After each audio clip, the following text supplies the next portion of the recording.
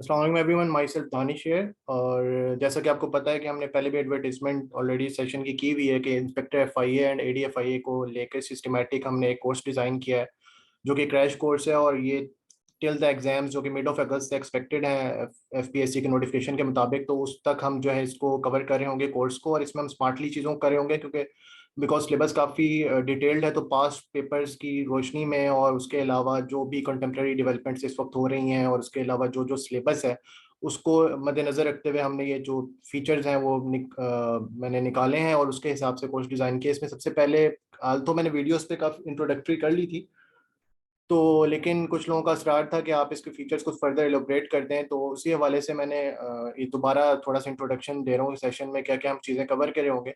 तो सबसे पहले जी एफआईए एक्ट 1974 का पास्ट पेपर एमसीक्यूज के साथ साथ उसका भी सोल्यूशन प्रोवाइड किया जाएगा आपको इस सेशन के अंदर। और उसमें ये है कि एफआईए का जो एक्ट है 1974 का, इसके तकरीबन 16 एमसीक्यूज और ये वो मार्क्स हैं कि जो लाइक आप 100/100 स्कोर कर सकते हैं इन दिस एडीएफआई एग्जाम।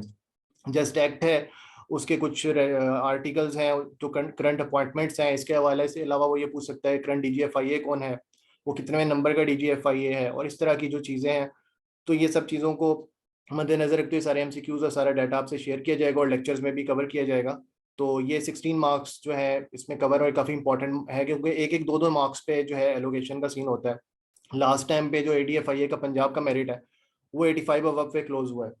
तो अच्छा, नेट का इशू तो नहीं आ रहा किसी को एक्चुअली, मतलब लाइक डिस्कनेक्ट नेट के कनेक्शन का इशू तो नहीं है?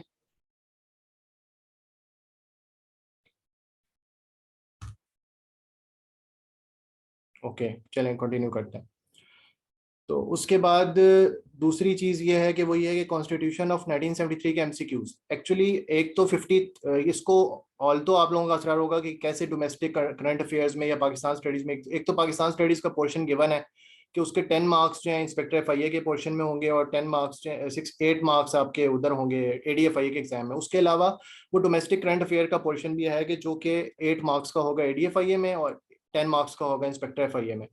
तो क्योंकि लास्ट 2 इयर्स इतनी टर्बुलेंस रही है कॉन्स्टिट्यूशनली डेवलपमेंट में और जनवरी से लेकर अभी तक, तो काफ़ी ऐसी चीज़ें हैं जिस वजह से काफ़ी आर्टिकल्स जो हैं उन पर न्यूज़ में भी आ रहे हैं और काफ़ी ज़्यादा फोकस किया जा रहा है। कुछ कॉन्स्टिट्यूशनल डेवलपमेंट हुई हैं, कुछ लेजिस्लेशंस गवर्नमेंट ने की हैं इसी हवाले से। तो इसको कवर करना बहुत ज़रूरी है। अब क्योंकि कॉन्स्टिट्यूशन ऑफ 1973 एक बड़ा है और उसको हम सब चीज़ें नहीं कवर कर सकते इस वक्त, तो टोटल 12 पार्ट्स हैं। लेकिन जो कंटेम्प्रेरी डेवलपमेंट के हिसाब से मैंने शॉर्टलिस्ट किए हैं वो चैप्टर 1, चैप्टर 2, चैप्टर 1 जो कि इंट्रोडक्टरी फीचर्स के हवाले से है, चैप्टर 2 जिसमें आपके फंडामेंटल राइट्स और प्रिंसिपल्स ऑफ पॉलिसीज आ जाते हैं आर्टिकल 9 से लेके आर्टिकल 40 तक। और उसके बाद जो है तीसरा है कि वो आपका जुडिशरी, चैप्टर नंबर 7।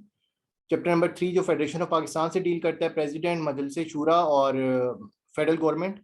और इसके अलावा इलेक्शंस का जो 213 से लेके 226 तक आर्टिकल जो है ना कि आपका इलेक्शन से रिलेटेड है। तो ये 5 जो चैप्टर्स है ना स्पेसिफिकली, ये बहुत इंपॉर्टेंट है बिकॉज इनसे रिलेटेड एक तो सीधा सीधा जो लास्ट प्रीमियर की ओस्टर हुआ है, क्योंकि 2 इयर्स के करंट अफेयर्स हमने कवर करने हैं, तो वो आपका इसी चैप्टर में से आता है आर्टिकल 95 के थ्रू जो वोट ऑफ नो कॉन्फिडेंस हुई है।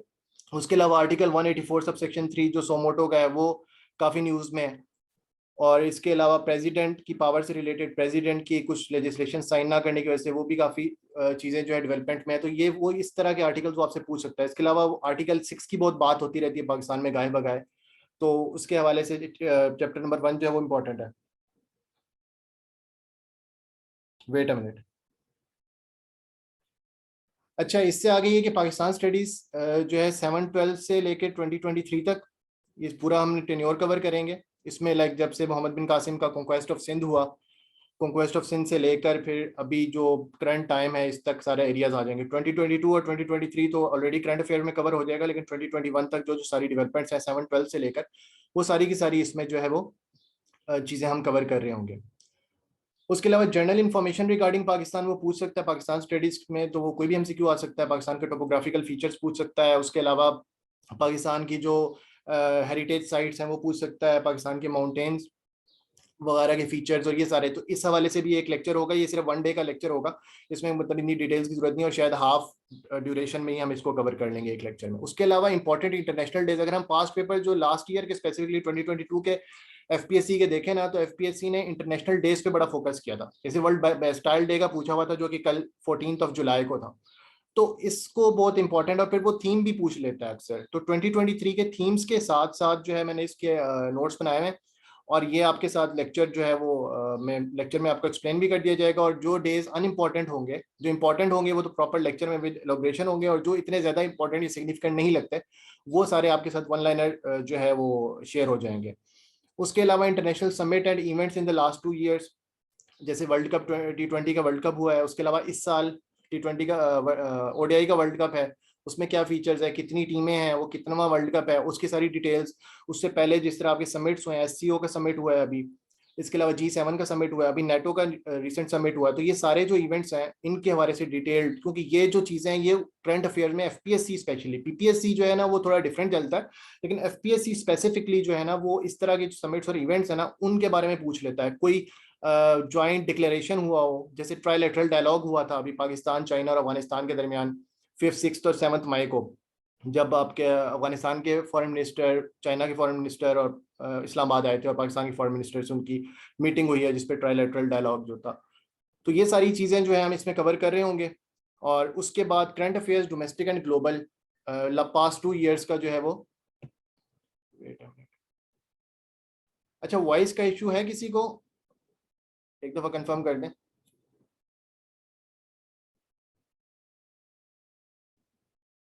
वॉइस क्लियर है ना?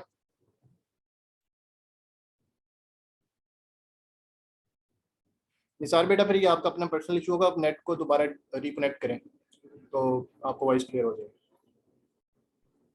अच्छा, करंट अफेयर्स में ये है कि domestic and global last 2 years के जो है उस हम चीजें कवर कर रहे होंगे। ग्लोबल के अंदर तो आपकी इंटरनेशनल समिट्स और इवेंट्स के साथ हो जाएगा। फिर जो इवेंट्स हुए हैं, ग्लोबल वॉर है, वॉर ऑफ यूक्रेन है, उसके अलावा इलेक्शंस हुए हैं अभी, तो इसके अलावा मल्टीपल जो चीजें हैं उनको हम इसमें देख रहे होंगे। अभी फ्रांस के प्रोटेस्ट हुए थे, वो एक काफी न्यूज में था, सिग्निफिकेंट चीज है। तो इस तरह क्लाइमेट से रिलेटेड एमसीक्यूज, क्योंकि वैसे ही इको सिस्टम रिस्टोरेशन का डिकेड है यूनाइटेड नेशन की तरफ से 2021 टू 2030, तो वो हो सकता है वो आपसे पूछ ले स्पेसिफिक, फिर उसके अंदर वो बिट्स बाय बिट्स अंदर मतलब माइन्यूट डिटेल्स में भी जा सकता है, बिकॉज एक ओपन फील्ड है उसके सामने, तो आप उसको कर सकते हैं। तो ये सब चीजें हम करंट अफेयर में देख रहे होंगे। डोमेस्टिक के अंदर पॉलिटिकल होंगे, इकोनॉमिक होंगे, कॉन्स्टिट्यूशनल होंगे, और सोशल करंट अफेयर्स। तो इन 3 एरियाज में डिवाइड करके करेंगे। इस तरह ग्लोबली भी ये इस तरह फील्ड्स होंगी, और इसके अलावा इवेंट्स और समिट्स का तो अलग लेक्चर होगा, तो वो एक हो जाएगा। तो ये आपका करंट अफेयर का जो है वो डिटेल होगी, इस पे भी 2 से 3 लेक्चर्स होंगे। Then moving towards next slide. Nisar, सबको वॉइस क्लियर है? I think so. आपका कोई पर्सनल नेट का इशू है, उसको काइंडली देख लें एक दफा।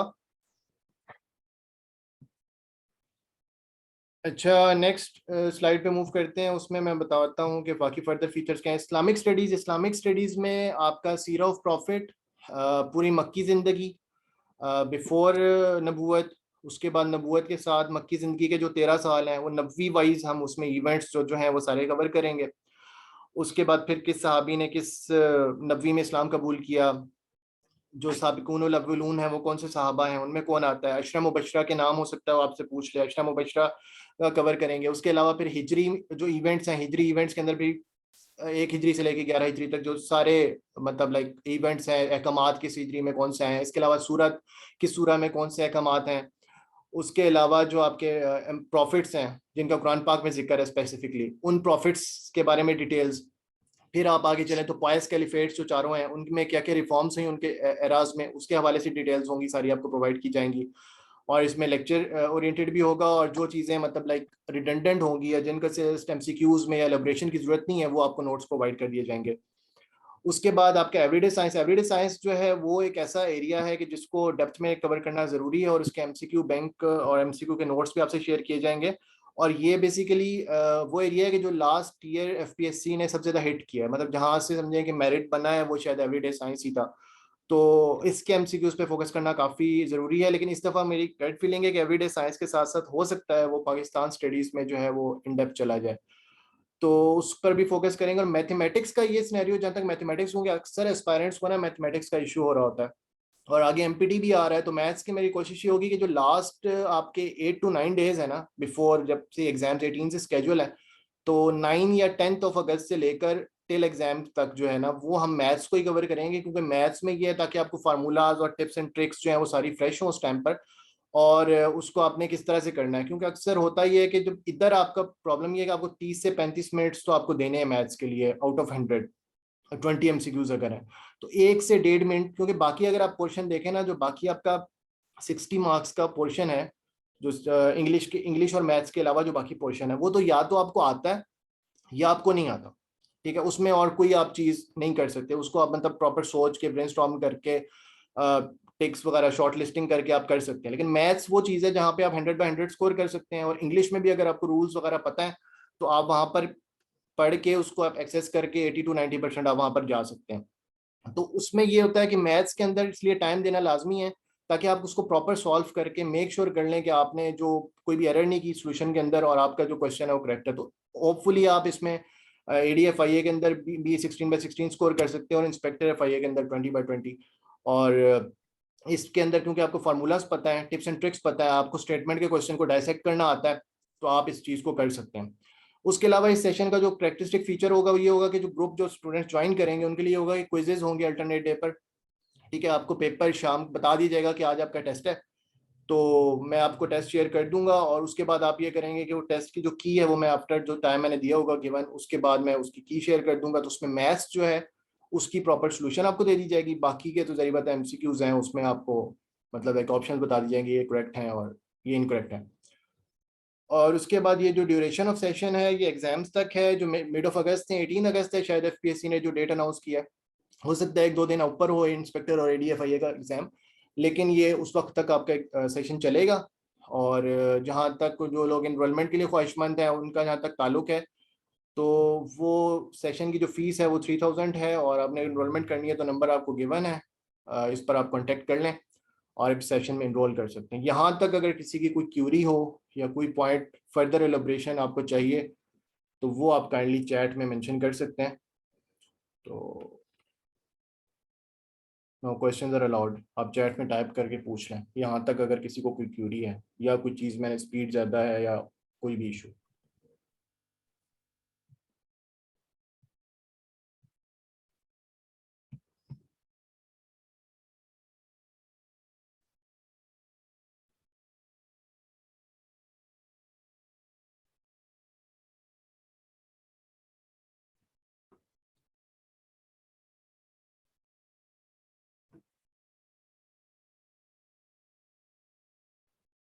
अस्सलामुअलैकुम।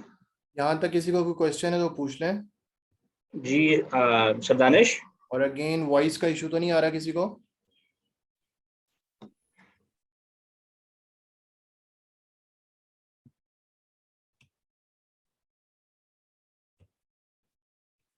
हेलो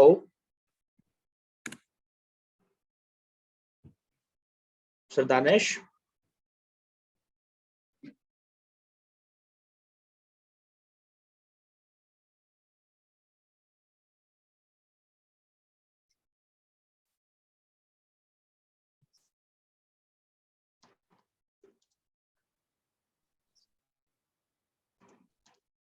यहाँ तक क्लियर, तो मैं आगे चलूँ?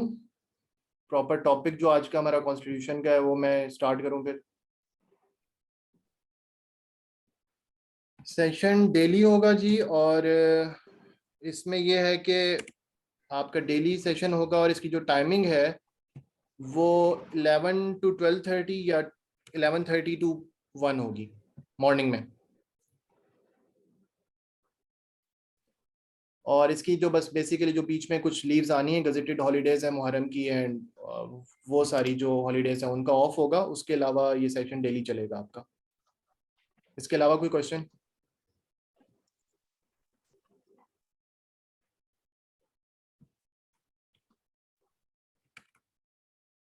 सिलेबस ये है कि काफ़ी चीज़ें तो आपकी लेक्चर में कवर हो जाएंगी, और टेस्ट जो है वो आपका एक्सपेक्टेड है 18 अगस्त से टेस्ट है, स्टार्ट है। तो अब उसमें और भी काफ़ी पोस्ट हैं other than ADFIA and inspector FIA। तो जहाँ तक मेरा ख्याल है ज़्यादा 2-3 दिन ऊपर हो जाएगा, लेकिन आप 18 अगस्त ही माइंड में रखें। एक दिन में ये है कि आपको मटेरियल भी साथ साथ प्रोवाइड किया जाएगा ना, तो एक मंथ में तो आप उस तरह से आपकी जो है वो आप कवर कर लेंगे। फिर साथ साथ चीज़ें, फिर साथ साथ आपके साथ क्विज भी लिए जाएंगे, तो वो चीज़ें साथ एक्स्ट्रा होंगी, वो आपके साथ ऐड ऑन होगी, तो उस तरह से आपकी चीज़ें होपफुली कवर हो जाएंगी। बाकी क्रैश कोर्स है तो क्रैश कोर्स में स्मार्टली ही चीज़ें जो है हम देख रहे होंगे। Any other question?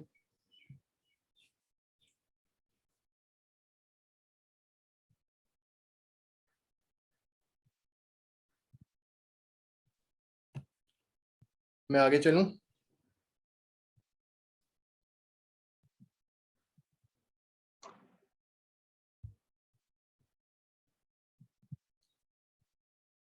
ओके जी, मूविंग टुवर्ड्स नेक्स्ट स्लाइड। और आज का जो टॉपिक है, जैसे कि मैंने यहाँ पे बताया था, कॉन्स्टिट्यूशन ऑफ 1973 की जहाँ तक बात है, तो हम चैप्टर 1, चैप्टर 2, चैप्टर 3, चैप्टर 7 और चैप्टर 8 ये हम कर रहे होंगे। और साथ साथ कुछ चीज़ें यहाँ स्लाइड में मेंशन है और कुछ चीज़ें आप साथ साथ अपना मतलब लेक्चर साथ नोट करते हैं। ऑल तो आज वाले लेक्चर की तो रिकॉर्डिंग अवेलेबल होगी, लेकिन आज और कल के बाद आपको रिकॉर्डिंग नहीं होगी, आपको मतलब लाइव लेक्चर में जो जो चीज़ें हैं वही आपको नोट करनी पड़ेंगी। तो आप जो है वो साथ साथ चीज़ें अपनी नोट करते रहें, क्योंकि जो एसोसिएटेड MCQs होंगे ना चीज़ों के, वो मैंने यहाँ स्लाइड्स में मेंशन नहीं किया, वो मैं साथ एलोबरेट कर रहा हूँ आपको, तो वो आपको काइंडली जो है वो नोट करना पड़ेगा। और उसके अलावा जो इनके अलावा कॉन्स्टिट्यूशन ऑफ 73 के MCQs है ना, वो मैं आपको उसमें दे दूंगा। वन लाइनर मेरे नोट्स हैं, वो मैं आपसे शेयर कर दूंगा, मैंने थोड़े नीट करने हैं, वो 1-2 दिन में आपको मिल जाएंगे, मसला नहीं है।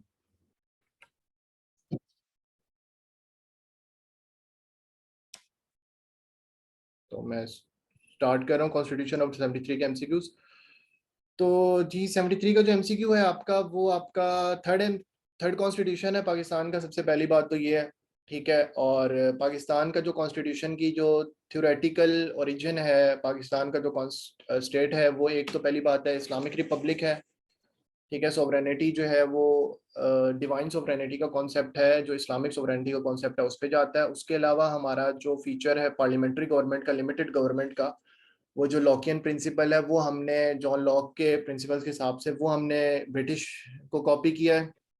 उसके अलावा हमारा रिपब्लिक है, जमहूरी, पॉपुलर सोवरेनिटी का कॉन्सेप्ट है कि वोट के थ्रू ही हम जो है अपने नुमाइंदे मुंतखब करेंगे। तो ये तो कुछ की फीचर्स हैं। उसके अलावा हमारे बाई कैमरल लेजिस्लेचर है और फेडरेशन है पाकिस्तान, और इस कंप्राइज्ड ऑफ 4 प्रोविंसेस और एक सेंटर। ये तो सब बेसिक फीचर्स हैं जो पता ही होते हैं सबको। और वो जो स्पेसिफिकली आपसे पूछ सकता है वो ये पूछ सकता है कि थर्ड कॉन्स्टिट्यूशन है, पहली बात तो पाकिस्तान, इससे पहले 2 कॉन्स्टिट्यूशन थे, दोनों एब्रोगेट हो गए थे। 56 का कॉन्स्टिट्यूशन जो है वो 23 मार्च 1956 को इनेक्ट हुआ था, और 7 अक्टूबर 1958 को जो है वो एब्रोगेट हो गया था bye general retired Sikandar Mirza की तरफ से। और वो उन्होंने पहला मार्शल लॉ पाकिस्तान में इम्पोज हुआ था उस दिन, जो पाकिस्तान का पहला कॉन्स्टिट्यूशन था, जो अब्रोगेट कर दिया गया था, जो पाकिस्तान की सेकंड कॉन्स्टिट्यूशनल असेंबली ने या बनाया था। 300 है। अल्थो जो कॉन्स्टिट्यूशनलिस्ट हैं वो तो 54 को भी कॉन्स्टिट्यूशन कहते हैं, कि जो ड्राफ्ट डिबेट चलती है एक, लेकिन ऑफिशियली जो हमारा पहला कॉन्स्टिट्यूशन 56 का ही था। 54 का कॉन्स्टिट्यूशन कॉन्स्टिट्यूशनलिस्ट उसको कहते हैं कि जब वो कॉन्स्टिट्यूशन इनेक्ट होने वाला था और टेबल होना था प्रपोजल, जिसमें in the line of Bogra formula, तो लेकिन जो कॉन्स्टिट्यूशनल असेंबली थी वही डिसॉल्व कर दी गई थी उस टाइम पे, जो गवर्नर जनरल गुलाम मोहम्मद की तरफ से। तो इस वजह से जो है उसको कॉन्स्टिट्यूशनल अक्सर रेफर करते हैं कि 54 का कॉन्स्टिट्यूशन, 54 का कॉन्स्टिट्यूशन, हालांकि 54 का कॉन्स्टिट्यूशन नहीं है ऑफिशियली, 56 का ही पहला कॉन्स्टिट्यूशन है। तो उसके बाद जो है आपकी जो दूसरी चीज़ ये है कि इसकी जो इन्फोर्समेंट डेट है वो 14 अगस्त 1973 है। पाकिस्तान इस्लामिक रिपब्लिक होगा, फेडरेशन होगा, बाइकैमरल लेजिस्लेचर होगा इसमें। और इसके हवाले से एक एसोसिएटेड MCQ ये है कि क्योंकि ये पार्लियामेंट ने 10 अप्रैल 1973 को इसको अप्रूव किया था, तो इसी हवाले से 10 अप्रैल 2023 को यौम दस्तूर के तौर पे पाकिस्तान की गवर्नमेंट की तरफ से मनाया गया है। और इसके अलावा जो प्रेसिडेंशियल असेंट थी 12 अप्रैल 1973 को मिली थी इस कॉन्स्टिट्यूशन को। और ये जो कॉन्स्टिट्यूशन है, ये इसकी सबसे बड़ी फीचर ये था कि ये यूनानिमिटी के साथ पास हुआ था, कॉन्सेंसस को रिफ्लेक्ट करता। उस टाइम पे जो हाउस में सारी की सारी पार्टीज थी, उन सारी की सारी का इसको जो है वो अप्रूवल हासिल था। तो इस तरह से ये एक तरह से फेडरेशन की अलामत है, जो कि डिटेल्ड कंसल्टेशन के साथ जो है वो बनाया गया था। नेट का कोई इशू तो नहीं आ रहा आपको की तरफ से? क्यों कुछ जैसे फील हो रहा है कि जैसे कुछ लोग लीव करें, नेट का इशू तो नहीं है? वॉइस क्लियर है, नेट का कोई इशू तो नहीं है? अगेन मैं पूछ रहा हूँ। Okay, so now moving towards next slide. अच्छा, टोटल आर्टिकल्स जो हैं इसके 280 हैं, शेड्यूल 6 है, नंबर ऑफ चैप्टर्स 12 है। अब ये वो अक्सर पूछ लेता है, तो ये हमें पता होना लाजमी है। अच्छा, इसके अलावा आपको ये पता होना चाहिए कि जो आपका कॉन्स्टिट्यूशन था 62 का, वो कब इनेक्ट हुआ? वो हुआ 8 जून 1962 का। और 56 का कॉन्स्टिट्यूशन जो इनेक्ट हुआ था वो हुआ था 23 मार्च 1956 को। इस वजह से आपका जो रिपब्लिक डे होता था और पाकिस्तान डे जो है वो 23 मार्च को मनाया जाता है। पाकिस्तान डे तो बाद में, पहले इसको रिपब्लिक डे कहते थे, लेकिन अब ये पाकिस्तान डे के तौर पे 1940 की वजह से जो है वो जो लाहौर रेजोल्यूशन थी उसकी वजह से इसको पाकिस्तान डे कहा जाता है। No moving towards next slide. अच्छा, इसमें हमने जो एसोसिएटेड कर लिया, एक तो 10 अप्रैल 1973 का, अभी प्रीवियस 10 अप्रैल का जो यौम दस्तूर का एमसीक्यू है ये अभी प्रीवियसली आया था, अभी रिसेंटली एग्जाम हुआ है अप्रैल 2022 में एडीएएसएफ का, अप्रैल 2023 में। और उसमें उसने ये पूछा था कि 10 अप्रैल को यौम दस्तूर के तौर पे गवर्नमेंट ने किस डे को अनाउंस किया यौम दस्तूर के तौर पे, तो वो 10 अप्रैल का दिन था जिस दिन गवर्नमेंट ने यौम दस्तूर के तौर पे जिसको मनाया। Total articles, now moving towards next slide. सबसे पहले जी चैप्टर 1 और पार्ट 1 ऑफ द कॉन्स्टिट्यूशन जो है वो आर्टिकल 1 टू आर्टिकल 6 तक है। और आर्टिकल 6 से तो काफी लोग फेमस होते हैं, आर्टिकल 6 अक्सर न्यूज में चल रहा होता है कि जी गद्दारी का मुकदमा दर्ज होगा और इस पर होगा मुखालफिन पर और इस तरह से। और इसके हवाले से जो ऑफिशियली ट्रायल हुआ है वो अभी तक एक ही एक्स मार्शल एडमिनिस्ट्रेटर का हुआ है, जो कि परवेज मुशर्रफ पाकिस्तान के प्रीवियस प्रेसिडेंट भी थे, जो पाकिस्तान के 10th प्रेसिडेंट थे, उनका इस आर्टिकल 6 के तहत जो है वो ट्रायल हुआ है। उसके अलावा आर्टिकल 1 जो है वो पाकिस्तान की बाउंड्रीज को डिफाइन करता है। आर्टिकल 1 जो है पाकिस्तान की बाउंड्रीज को डिफाइन करता है, पाकिस्तान का नेचर ऑफ कॉन्स्टिट्यूशन बताता है कि पाकिस्तान फेडरेशन होगा, पाकिस्तान की गवर्नमेंट कैसी होगी, लिमिटेड सॉवरेनिटी का कॉन्सेप्ट है कि जी हकीकी जो इक़्तिदार आला है वो तो अल्लाह ताला की तरफ से है। और वो जो बेसिकली जो प्रीएम्बल का सारे वर्डिंग है ना, वो सारी वर्डिंग थोड़ी सी डिफरेंट करके वो भी इस आर्टिकल के अंदर इंक्लूडेड है। और फिर आर्टिकल 1, अच्छा मैंने जिस फीचर के अंदर आपको अमेंडमेंट्स बतानी है ना, अमेंडमेंट्स ये तो अक्सर आपको पता चल जाता है मुख्तलिफ लोगों की तरफ से कि जी फलां अमेंडमेंट, जैसे जी 25th अमेंडमेंट है वो जी 31 मई 2018 को हो गई थी। अच्छा, 25th अमेंडमेंट में हुआ क्या था, कौन सा आर्टिकल अमेंड हुआ था, क्या हुआ था, इस हवाले से जो है ना सिर्फ 18th अमेंडमेंट के अलावा इतना एक्सप्लेन नहीं किया जाता, ना सीएसएस की डोमेन में किया जाता है, ना आपको जो है मतलब जीके के पेपर के हवाले से किया जाता है। अब आर्टिकल 1 जो है ना वो प्रोविंस के हिसाब से, अभी यही अगर आर्टिकल 1 आपको पता है ना कि बाउंड्रीज से अगर आपने चेंज करनी है, तो पाकिस्तान की जो फर्स्ट अमेंडमेंट हुई थी ना उसके अंदर आर्टिकल 1 अमेंड हुआ था सबसे पहली दफा।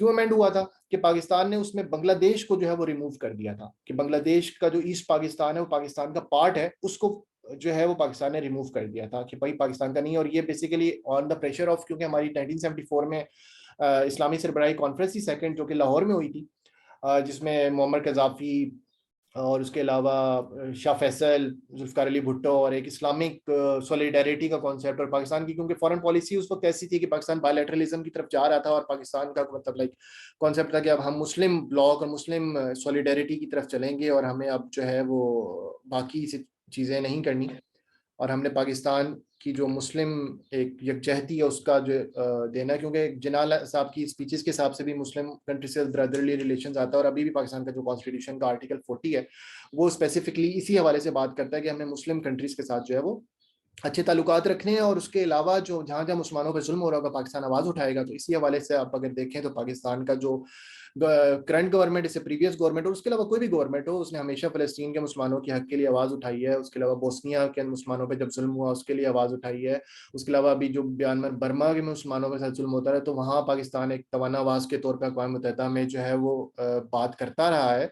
तो पाकिस्तान का ये करेक्टरिस्टिक फीचर है, और ये करेक्टरिस्टिक फीचर मतलब लाइक ऐसे नहीं है कि पाकिस्तान के कॉन्स्टिट्यूशन में इंश्राइंड है और हम वहां से हमारी जो भी गवर्नमेंट इन पावर हो वो इसको लेकर चल रही होती है। और पाकिस्तान की ही एफर्ट्स की वजह से अब ये इंटरनेशनल डेज का भी आपका एमसीक्यूज हो सकता है कि जी international day to combat Islamophobia जो है वो 15 मार्च को सेलिब्रेट किया जाता है। तो ये पाकिस्तान की ही एफर्ट थी कि जिसकी वजह से ये हुआ, और वो देखा जाए तो हमारी ये फॉरेन पॉलिसी का पार्ट है। और अभी भी जो United nation human right council के अंदर जो स्वीडन के अंदर एक अनफॉर्चुनेट एक इवेंट हुआ है, और उन्होंने उस बिला कुरान पाक की बेहरमती की गई है, तो उसके खिलाफ पाकिस्तान ने यूनाइटेड नेशन में ओआईसी के बिहाफ पर रेजोल्यूशन पास की और United nation human rights council के थ्रू वो पाकिस्तान अप्रूव हुई है। और उस पर यूनाइटेड नेशन जो ह्यूमन राइट्स का फोरम है उसने पाकिस्तान के मौकफ को सराहा है कि ये जो कुछ चीज़ें हैं वो आपके ह्यूमन राइट्स के अंदर नहीं आती और ये मतलब किसी के जज्बात मजरू नहीं किए जाने चाहिए। तो इसके अलावा आर्टिकल 2 जो है वो आपका स्टेट रिलीजन बताता है कि जी स्टेट रिलीजन इस्लाम होगा। और उसके अलावा आर्टिकल 2A बताने में यह है कि जो आपकी वो थी ना ऑब्जेक्टिव रेजोल्यूशन, वो 8th अमेंडमेंट के थ्रू ज़िया की इस्लामाइजेशन के वजह से जो है वो इसका पार्ट बन गया था कि आर्टिकल 2A जो है वो आपका पार्ट बना दिया गया था, किसका, आपका कॉन्स्टिट्यूशन का सब्सटेंटिव पार्ट बना दिया गया था 8A। उसके अलावा आर्टिकल 3 और आर्टिकल 4 भी हैं, मतलब लाइक वो आपके सामने वैसे वन लाइनर शेयर कर दूंगा तो वो, लेकिन इतने ज्यादा इस वक्त जो, क्योंकि मैं साथ साथ ये भी देख रहा हूँ ना कि जो इस टाइम पे कंटेम्प्रेरी डेवलपमेंट है, कंटेम्प्रेरी डेवलपमेंट के हिसाब से आर्टिकल 3 की और 4 की इतनी नहीं आती। आर्टिकल 4 फिर भी थोड़ा रेलिवेंट लगता है। वो ये कहता है राइट ऑफ इंडिविजुअल है कि to be dealt in accordings with law, कि हर इंडिविजुअल का जो है ना वो अकॉर्डिंग्स विद लॉ ट्रीट किया जाएगा और लॉ के खिलाफ नहीं किया जाएगा। तो इसके अंदर जो ह्यूमन राइट्स का कॉन्सेप्ट आ जाता है, मिसिंग पर्सनस का, और उसके अलावा जो किसी भी बंदे का क्रिमिनल इन्वेस्टिगेशन सिस्टम का जो प्रोसीजर है वो सारा का सारा इसी के अंदर कवर होता है। आर्टिकल 5 जो है वो लॉयल्टी टू द स्टेट की बात करता है कि loyalty to the state and the constitution of Pakistan. ठीक है जी, हर बंदा जो है बेसिकली जो अच्छा ये सीन है कि अभी मीटिंग हमें एंड करनी पड़ेगी और दोबारा आफ्टर मतलब लाइक अभी मीटिंग हमें चलती रहेगी, तो आफ्टर लाइक 5 मिनट्स हम इस मीटिंग को एंड कर देंगे और उसके बाद फिर आप दोबारा इसी लिंक से रीज्वाइन हो जाएगा। तो भी 5 मिनट्स तक चलते रहने दें, फिर हम इसको एंड करते हैं। अच्छा, उसके बाद क्या है कि आर्टिकल 5 जो है loyalty to the state and constitution की बात करता है। बेसिकली सोशल कॉन्ट्रैक्ट होता क्या है कि जो कि 17वीं सदी के की इख्तरा है कि वो ये है कि अवाम का और जो उनके नुमाइंदे हैं वो किस हैसियत से आपस में इंटरचेंज हैं, किस तरह अवाम ने इख्तियार दिया है, जो पार्लिमानी जमहूरियत हो या सदारती निज़ाम हुकूमत हो तो उसके अंदर अवाम ने किस तरह इख्तियार दिया है, तो ये सोशल कॉन्ट्रैक्ट ये डिफाइन करता है। तो आर्टिकल 5 के थ्रू अवाम इस बात का तयन या इफ़ाए अहद करते हैं कि हम लॉयल रहेंगे स्टेट के साथ और कॉन्स्टिट्यूशन का। अवाम हो, पब्लिक ऑफिशियल हो या कोई भी हो, पाकिस्तान की जो रियासत में इस टाइम 250 मिलियन इस टाइम पे जो आपका करंट सेंसस है वो डिपेक्ट करता है। तो 250 मिलियन जो लोग हैं वो इस बात के पाबंद हैं, चाहे वो किसी भी अथॉरिटी में होंगे, वो लॉयल रहेंगे स्टेट के साथ और कॉन्स्टिट्यूशन के साथ। और अगर वो ये चीज़ नहीं करते तो उस पर उनको, एक तो उस बंदे पर होगा ना जो कॉन्स्पिरेट करता है, मतलब लाइक आर्टिकल 6 के थ्रू वो ट्रायल हो सकता है। उसके अलावा कोई बंदा जो है ना वो अगर कॉन्स्टिट्यूशन को अब्रोगेट करेगा, सबवर्ट करेगा, सस्पेंड करेगा या होल्ड इन अबेयंस करेगा या कोई कॉन्स्पिरेसी करता है तो उसको आर्टिकल 6 के तहत ट्रायल किया जाएगा। अब इसकी बड़ी मजे की चीज है, कॉन्स्टिट्यूशनल हिस्ट्री की तरफ थोड़ा सा जाना पड़ेगा, लंबा हो जाएगा, लेकिन आई वुड लाइक कि इस चीज को मैं एक्सप्लेन करूं। जो पाकिस्तान का 56 का कॉन्स्टिट्यूशन बना था ना, तो उस पर यह हुआ कि जी आर्टिकल तो उसको जब मार्शल लॉ लगाया गया तो आर्टिकल को कॉन्स्टिट्यूशन को अब्रोगेट कर दिया गया। ठीक है, तो उसकी वजह से 73 के कॉन्स्टिट्यूशन में आर्टिकल 6 की डेफिनेशन में ना एब्रोगेशन लाया गया कि जो एब्रोगेट करेगा वो आपका आर्टिकल 6 से हाई ट्रीजन होगा। फिर आपके जो है वो ज़ियाउल का मार्शल लॉ लगता है 5 जुलाई 1977 को। अब ये साथ साथ जो मैं एसोसिएटेड डिटेल्स बता रहा हूँ ना, ये भी काफी एमसीक्यूज है। 5 जुलाई 1977, अभी 5 जुलाई गुजरा है, तो 5 जुलाई बहुत इंपॉर्टेंट है और ये योम स्याह के तौर पे एक पाकिस्तान की पुरानी पार्टी और पाकिस्तान के तकरीबन हर जो जमहूरियत पसंद बंदा है वो इसको योम स्याह के तौर पे मनाता है, क्योंकि बदतरीन मार्शल लॉज में से एक मार्शल लॉ था। और उसके अलावा जितने भी पाकिस्तान के पॉलिटिकल मसले हों, कॉन्स्टिट्यूशनल मसले हों, सेक्टेरियन मसले हों, सोशल मसले हों, अगर उन सब की या पॉलिटिकल कल्चर के मसलों में डेमोक्रेटाइजेशन के मसले हों, वो सारे के सारे आप 85 जो इसके मार्शल लॉ की एरा के अंदर से आप ढूंढ सकते हैं। 85 का एक गैर जमाती इलेक्शन जो है उसके अंदर बहुत बड़ी एक इंपॉर्टेंट चीज था, नॉन पार्टी बेस्ड इलेक्शन था। तो आर्टिकल 6 में फिर ये हुआ कि जो 13th अमेंडमेंट आई ना, तो 13th अमेंडमेंट में क्या हुआ कि जो सस्पेंड करेगा ना, क्योंकि जब ज़ियाउल हक ने मार्शल लॉ लगाया तो उन्होंने कहा जी सस्पेंड कर रहा हूँ मैं कॉन्स्टिट्यूशन को एब्रोगेट नहीं कर रहा। बेसिकली लफाजी का इस्तेमाल होता है, बात तो एक ही थी। तो उन्होंने कहा जी मैं कॉन्स्टिट्यूशन सस्पेंड कर रहा हूँ। तो फिर 13th अमेंडमेंट को जब पाकिस्तान के उस टाइम के प्राइम मिनिस्टर मियां मोहम्मद नवाज शरीफ की हुकूमत आई, तो 11 12 14 टाइम जब वो प्राइम मिनिस्टर बने, तो उसमें क्या हुआ कि 1997 से लेकर 1999 तक तो उन्होंने ये कर दिया कि जी जो भी सस्पेंड करेगा ना 13th अमेंडमेंट के थ्रू, 2/3 की तरफ पास हो गई और उन्होंने कहा जो सस्पेंड करेगा वो भी हाई ट्रीजन के थ्रू ट्रायल होगा। अब क्या हुआ कि मुशर्रफ ने फिर जब मार्शल लॉ लगाया तो उसने कहा जी हम सस्पेंड भी नहीं कर रहे, हम हेल्ड इन अबेयंस कर रहे हैं।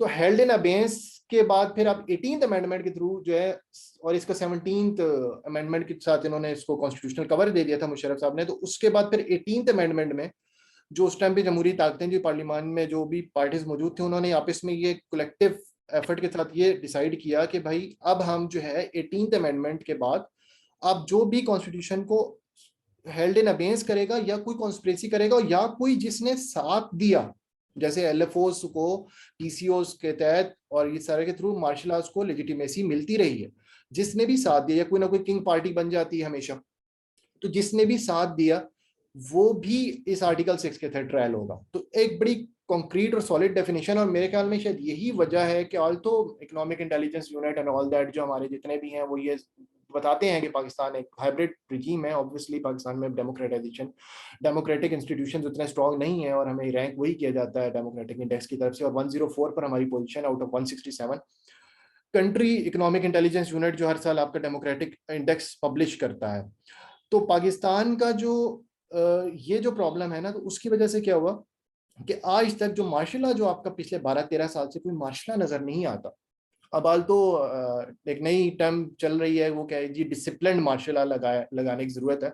कुछ लोग ये पिच करते रहते हैं, लेकिन प्रॉपर मार्शल लॉ जो आपका पाकिस्तान में है वो अभी तक नहीं लगा। तो उसकी वजह यही है कि जो ये आर्टिकल 6 की रीडेफिनेशन 18th अमेंडमेंट के थ्रू की गई है, 18th अमेंडमेंट के 102 आर्टिकल्स हैं, वो डिस्कस करने बैठे हैं तो शायद 5 लेक्चर्स भी कम पड़ जाए। लेकिन आर्टिकल 6 के अंदर ये जो डेफिनेशन थी, मैं कहता हूँ कि पार्लियामेंट्री डेमोक्रेसी और उसके अलावा डेमोक्रेटिक इंस्टीट्यूशंस को जिस तरह के भी हैं उनको एटलीस्ट किसी ना किसी हद तक पांव पे खड़ा करने में इसका बहुत बड़ा किरदार है कि ये जो रीडिफिनेशन की गई थी आपके आर्टिकल 6 की।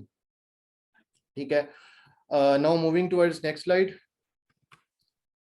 अच्छा जी, पार्ट 2। अच्छा, पार्ट 2 का ये है कि मैं मीटिंग को एंड कर रहा हूँ क्योंकि टाइम वो बार शो कर रहा है कि टाइम कम रह गया। तो पार्ट 2 और पार्ट 3 का जो मैंने हाफ पोर्शन आज आपको कराना है ना, वो फिर जब मीटिंग आप रीज्वाइन करें ना, इसी लिंक के साथ रीज्वाइन कर लीजिएगा 5 मिनट बाद। ठीक है, तो फिर इसको मतलब एक दोबारा से जो है वो करते हैं, इस पार्ट 2 को और पार्ट 3 को जो है ना वो उसमें करेंगे, ताकि वो अलग से रिकॉर्ड हो जाए और फिर ये 2 रिकॉर्डिंग की फॉर्म में आपको जो है ना वो लेक्चर यूट्यूब पे अपलोड हो जाएगा। तो जो लोग अटेंड नहीं कर सके किसी भी वजह से, तो उनके साथ भी शेयर हो जाएगा ग्रुप में। और आप लोग भी अगर कोई पॉइंट मिसिंग है या कोई भी चीज़ है, एक तो एंड में क्वेश्चन आंसर सेशन दोबारा होगा इसी के हवाले से कॉन्स्टिट्यूशन के, तो जो भी कोई चीज़ मिसिंग है या कोई भी पॉइंट आपका रह गया है तो वो भी आप फर्दर आप पूछ सकते हैं, क्लैरिफिकेशन ले सकते हैं, इसमें कोई इशू नहीं है। तो चलें जी, अभी फ़िलहाल मैं साइन ऑफ कर रहा हूँ, और उसके बाद ये है कि दोबारा आप इसको जो है ज्वाइन करें आफ्टर 5 मिनट्स। तो 5 मिनट्स की ब्रेक भी ले लें इसी तरह से, और 12:35 पर हम इसको दोबारा से मीटिंग को ज्वाइन करते हैं। थैंक्स, अल्लाह हाफिज़।